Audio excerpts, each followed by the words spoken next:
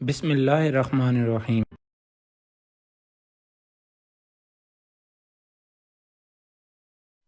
انبیاء کی جماعت کے بعد دنیا میں سب سے افضل انسان پہلے خلفائے راشد سیدنا حضرت ابو بکر صدیق رضی اللہ عنہ ہیں، جو عشرہ مبشرہ میں بھی پہلے نمبر پر ہیں۔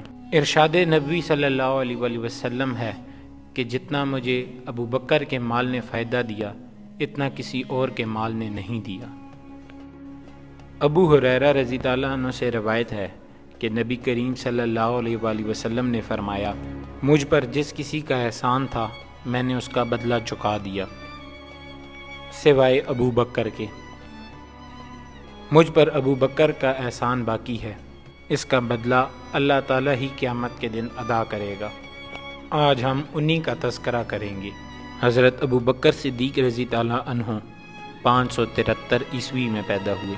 نبی کریم صلی اللہ علیہ وآلہ وسلم ان سے 2.5 سال پہلے دنیا میں تشریف لا چکے تھے۔ ان کے والد نے ان کا نام عبد الکعبہ رکھا، یعنی کعبے کا بندہ۔ ان کا یہ نام نبی کریم صلی اللہ علیہ وآلہ وسلم نے ان کے اسلام لانے کے بعد بدلا اور عبداللہ رکھا، لیکن آپ ابو بکر کے نام سے مشہور ہوئے۔ ابو بکر دراصل ان کی کنیت تھی۔ ان کے اچھے کام اور نیکی میں پہل کی وجہ سے لوگوں نے ان کی کنیت ابو بکر رکھ دی تھی۔ بکر کا ایک مطلب پہل کرنا بھی ہے۔ ان کی یہ کنیت اتنی مشہور ہوئی کہ لوگ ان کے اصل نام سے ناواقف ہیں۔ انہوں نے ہر موقع پر آپ صلی اللہ علیہ وآلہ وسلم کی تصدیق کی کہ آپ آخری نبی ہیں اور جو کچھ فرماتے ہیں سچ فرماتے ہیں۔ انہوں نے آپ صلی اللہ علیہ وآلہ وسلم کے ہر سکھ میں اور دکھ میں ساتھ دیا، اسی لیے آپ کو صدیق کا لقب ملا۔ ان کا ایک لقب عتیق بھی ہے۔ عتیق کا مطلب ہے آزاد۔ ایک موقع پر آپ صلی اللہ علیہ وآلہ وسلم نے فرمایا، جس شخص نے اس زمین پر دوزخ سے آزاد شخص کو دیکھنا ہو وہ ابو بکر کو دیکھ لے۔ ان کا ایک مشہور لقب یار غار بھی ہے، کیونکہ وہ غار ثور میں آپ صلی اللہ علیہ وآلہ وسلم کے ساتھ بھی تھے۔ حضرت ابو بکر صدیق رضی اللہ عنہ کا تعلق خاندان تیب سے تھا۔ قریش کی کئی شاخیں تھیں، جن میں سے ایک شاخ بنو ہاشم تھی۔ آپ صلی اللہ علیہ وآلہ وسلم کا تعلق بنو ہاشم سے تھا۔ انہی میں سے ایک شاخ کا نام بنو تیب تھا۔ حضرت ابو بکر صدیق رضی اللہ عنہ بھی بنو تیب سے تھے۔ بنو تیب بھی ایک بہت باعزت خاندان تھا۔ اس میں 7ویں پشت رسول اللہ صلی اللہ علیہ وآلہ وسلم سے جا ملتی ہے۔ حضرت ابو بکر صدیق رضی اللہ عنہ کے والد کا نام عثمان بن عامر تھا۔ ان کی کنیت ابو قحافہ تھی۔ یہ بھی اپنی کنیت ابو قحافہ کے نام سے جانے جاتے تھے۔ وہ ایک کامیاب اور خوشحال تاجر تھے۔ انہوں نے مکہ فتح ہونے کے بعد اسلام قبول کیا۔ اس وقت ان کی عمر 90 سال کے قریب تھی۔ 14 ہجری میں 97 سال کی عمر میں وفات پائی۔ آپ کی والدہ کا نام سلمہ بنت سخر تھا۔ ان کی کنیت ام الخیر تھی۔ ان کا تعلق بھی بنو تیب سے تھا۔ یہ اپنے شوہر کے چچا کی بیٹی تھی۔ انہوں نے نبی کریم صلی اللہ علیہ وآلہ وسلم کی مدینہ ہجرت سے چند سال قبل اسلام قبول کیا۔ انہوں نے لمبی عمر پائی اور اپنے شوہر ابو قحافہ کی وفات کے چند سال بعد فوت ہو گئی۔ تاریخ میں ان کے 2 بھائیوں کا بھی ذکر موجود ہے۔ دونوں بچپن میں ہی فوت ہو گئے تھے۔ آپ کی 2 بہنیں بھی تھیں، ام فروہ اور قریبہ۔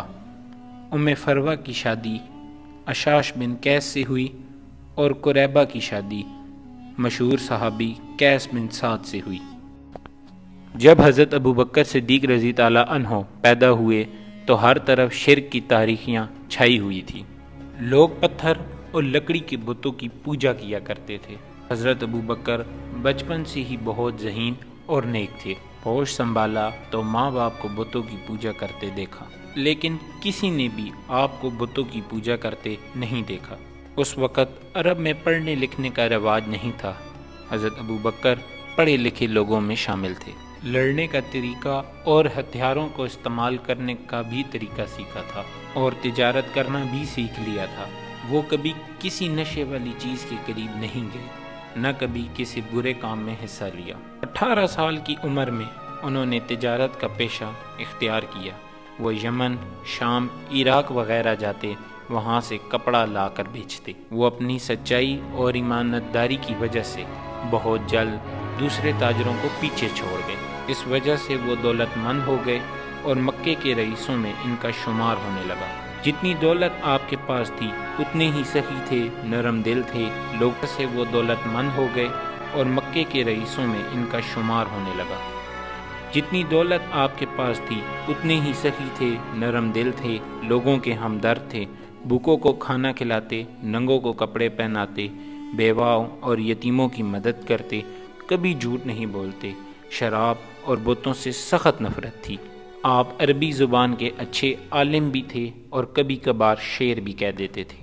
تجارت کے زمانے میں ہی ان کی دوستی حضور صلی اللہ علیہ وآلہ وسلم سے ہو گئی اور یہ دوستی روز بروز گہری ہوتی چلی گئی۔ کئی تجارتی سفر بھی ایک ساتھ کیے۔ پھر وہ وقت بھی آیا کہ حضور صلی اللہ علیہ وآلہ وسلم روزانہ حضرت ابو بکر صدیق رضی اللہ عنہ کے گھر تشریف لے جانے لگے۔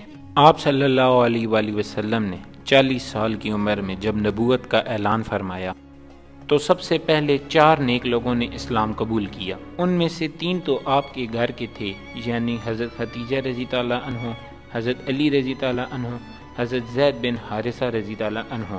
حضرت خدیجہ رضی اللہ عنہ آپ کی بیوی تھی، حضرت علی رضی اللہ عنہ آپ کے چچا زاد بھائی تھے۔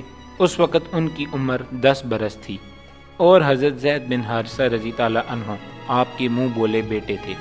گھر سے باہر کے لوگوں میں حضرت ابو بکر صدیق رضی اللہ عنہ نے اسلام قبول کیا، گویا مردوں میں آپ نے سب سے پہلے اسلام قبول کیا۔ اسلام لاتے ہی آپ نے کہہ دیا کہ گویا اب میری ہر چیز کا مالک اللہ اور اللہ کے رسول ہیں۔ انہوں نے فرمایا کہ مال اور جان کیا چیز ہیں، گویا ان کی خاطر اولاد بھی قربان کر سکتا ہوں۔ نبوت کے پہلے 3 سالوں میں آپ صلی اللہ علیہ وآلہ وسلم نے انہی لوگوں سے اسلام قبول کروایا جن سے انہیں امید تھی کہ یہ جھگڑا نہیں کریں گے اور اللہ کا سچا دین قبول کریں گے۔